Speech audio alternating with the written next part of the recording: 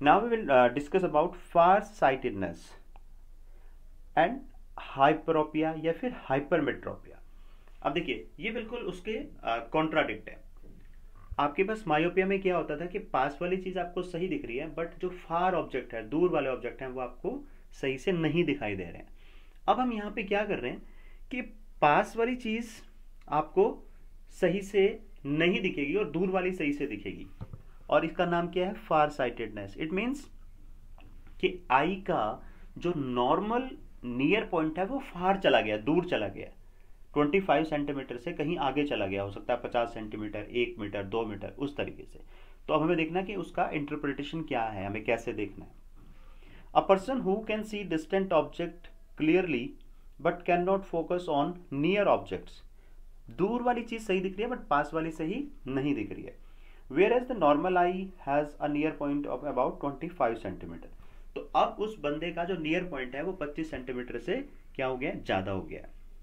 A far sighted person may have a near point several metres from the eyes. आंख से 1 metre 2 metre, जैसे मैंने आपको बताया 25 सेंटीमीटर से ज्यादा की कोई भी फिगर होगी तो वो फिर मतलब उस बंदे को फार साइटेडनेस या हाइपरमेट्रोपिया की प्रॉब्लम है। This defect may occur if the diameter of the person's eyeball is smaller than the usual। मतलब एक्चुअल में सपोज करो जो आई का लेंस है उसका डायमीटर ये था, अब और कम हो गया, ऐसे करके कम हो गया। अगर ये हो गया तो इसका मतलब क्या है कि फोकल लेंथ इंक्रीज होगी।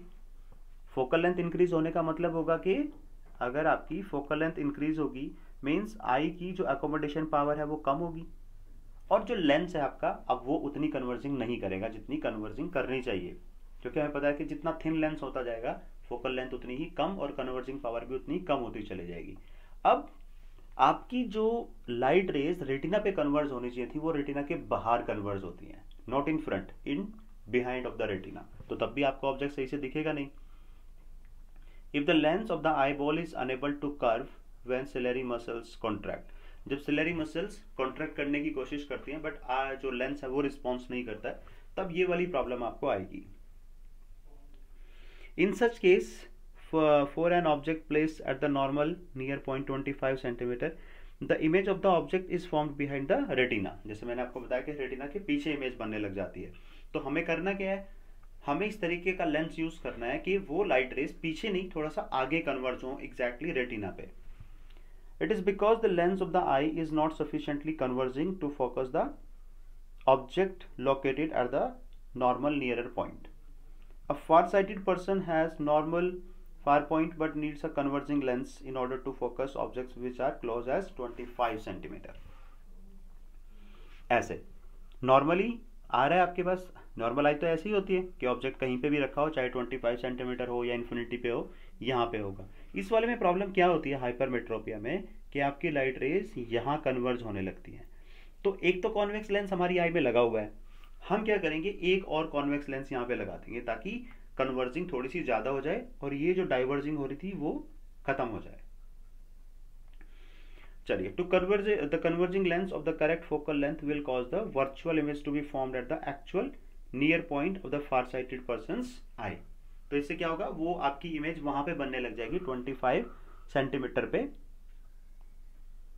To correct short sighted person a converging lens, convex lens ही होता है obviously, of suitable focal length is placed in front of the eye as shown in figure. जो अभी फिगर आपको दिखाएंगे, देखिए ऐसे ये है, यहां पे लगा दो आप, ये लेंस लगा दिया तो ये आपकी लाइट रेज को क्या करेगा? कन्वर्ट करेगा इस तरीके से, यहां पर ये कन्वर्ट हो जाएगी यहां रेटिना के ऊपर, तो ये पीछे नहीं जाएगी। So this is how we solve the problem of hypermetropia और फार साइटेडनेस।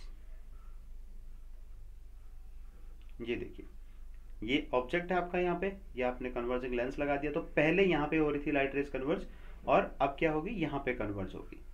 पहले आप ऑब्जेक्ट यहाँ पे था तो वर्चुअल इमेज यहाँ बनी और अब ये इमेज के लिए यहाँ पे कन्वर्जिंग होगी, then it will be transferred to mind through the help of optic nerve.